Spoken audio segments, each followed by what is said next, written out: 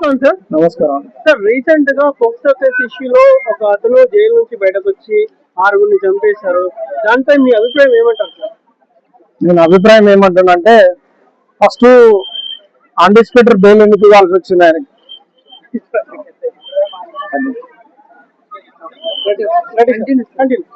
నేను ఏమంటున్నానంటే anticipatory bail ఎందుకు ఇవ్వాల్సి వచ్చింది అంటే, ఒక పోలీస్ స్టేషన్ పోయి బాధితులు పోతే పోలీస్ స్టేషన్ లో ఒక రైటర్ కానుండి చూస్తే రైటరే కానీ ఎస్ఐ కానీ సిఐ వీళ్ళందరూ సో ఒక వ్యక్తి వచ్చిందంటే ఆయన వాంగ్మూలం తీసుకునేటప్పుడు ఆయన సంబంధించింది ఏమేమి ఉన్నది, సో వాళ్ళు బాధితులు ఎవరైతే ఉన్నారో వాళ్ళని మొత్తం రాసుకునేటప్పుడు వాళ్ళ పేరెంట్స్ తో పాటు ఆ పాప వచ్చిన తర్వాత రాసుకొని ఎవరికి ఏ శిక్ష ఉంచాలని ఫస్ట్ ఎనాలసిస్ చేయాల్సింది SHO చేయాలి, స్టేషన్ హౌస్ ఆఫీసర్ చూడాలి.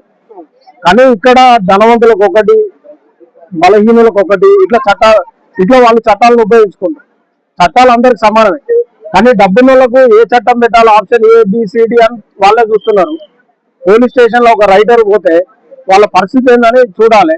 SI గారిని కల్పిస్తే SI చెక్ చేయాలి, నిజంగా ఉంటే అది పెట్టేసేయాలి. మరి ఆయన నేర చరిత్ర గతంలో ట్రాక్ రికార్డ్ చూడాల్సిన అవసరం ఉన్నది.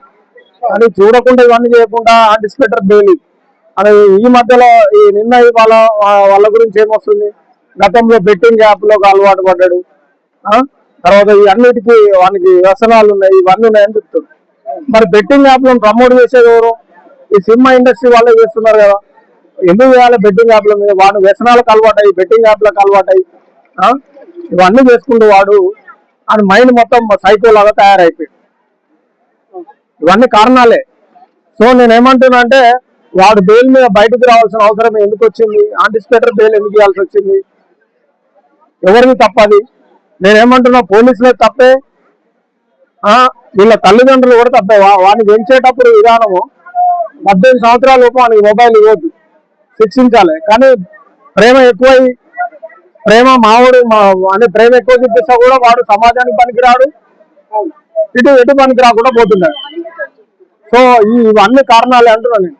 వాడు దుర్మార్గుడు సైకోలాగా తయారైనప్పుడు మరి ఇప్పుడు ఆయనకి ఎట్లాంటి శిక్ష చేయాలంటారు సార్? ఇప్పుడు వేరే కంట్రీలో అయితే ఇమీడియట్లీ ఎన్కౌంటర్ చేస్తారు, ఉరిదీస్తారు. కానీ ఈ BNS 103 ప్రకారము యావజ్జీవ కారాగార శిక్ష, జీవిత ఖైదీ ఇవి ఉంటాయి. నేనేమంటున్నంటే ఉరి శిక్ష ఈ శిక్షలు కాకుండా టైం ఎక్కువ తీసుకోకుండా ఇలాంటి దుర్మార్గులకు ఇమ్మీడియట్లీ ఎన్కౌంటర్ చేయాలి. దానికి కారణమైనటువంటి ఎవరైతే SI CI ఉన్నారో వాళ్ళని కూడా ఇమ్మీడియట్లీ సస్పెండ్ చేయాలి. మీకు ఒక చట్టం పరిధిలో ఉన్నప్పుడు మీరు SIగా ట్రైనింగ్ అయినప్పుడు, CIగా ట్రైనింగ్ అయినప్పుడు సైబర్ క్రైమ్ తెలుసు, మైండ్స్ సైకాలజీ తెలుసు, అడ్మినిస్ట్రేషన్ తెలుసు, అన్ని తెలుసు. మరొక కేసును ఎట్లా టేకప్ చేసి ఎట్లా ఇన్వెస్టిగేషన్ తీసుకెళ్ళాలా, ఎందుకు పొరపాటు చేశారు అంటున్నాను నేను. అంటే ఇప్పుడు ఏమైనా పోలీసు వాళ్ళు ఏమైనా అంటే ఆ డిఫరెన్స్ వేరే మీద చూపించారంటారా? చూపించచ్చు. నేనేమంటున్నానంటే మీరు వ్యవస్థలో ఏ పోలీస్ స్టేషన్ పోయినా దాదాపు అన్ని పోలీస్ స్టేషన్లు అంటే కొన్ని పోలీస్ స్టేషన్ల దుర్మార్గంగా ఉంది. డబ్బులు తీసుకుంటారు, రాసే రైటర్ డబ్బులే తీసుకుంటాడు, SI డబ్బులే తీసుకుంటారు. సో అది ఏ కేసు ఎవరని చూడరు, ఎవరు డబ్బులు ఇస్తారో ఏ కేసు పెట్టాలి వీళ్ళే డిసైడ్ అవుతారు. బాధితులు వచ్చిందేమో ఏం జరిగిందో అని చెప్తే వీళ్ళ స్థాయిలో వీళ్ళు రాసి కేసులు పెట్టే పరిస్థితి ఉంది. సో ఇది వ్యవస్థలో మార్పు రావాలి, ఈ దుర్మార్గమైనటువంటి చర్య ఇది. సో మీరు ఇటువంటి వాటిని ఖండించాలంటే అంటే మీరేం విజ్ఞప్తి చేస్తారు? ఇట్లా పోలీస్ స్టేషన్ లో చిన్న అవకతవకలపై మీ అభిప్రాయం ఏంటి? అభిప్రాయం ఏంటంటే మీకు ఉద్యోగాలు ఉన్నారు, మీరు ఉద్యోగాలు చేసుకుంటారు, మీకు డబ్బులు ఇస్తుంది ప్రభుత్వం, ప్రజల పైసలే అవన్నీ. మరి వచ్చిన కేసు బాధితులు ఇబ్బంది పడి వచ్చిన తర్వాత ఏ కేసు ఎలాంటి వాళ్ళని ఎనాలసిస్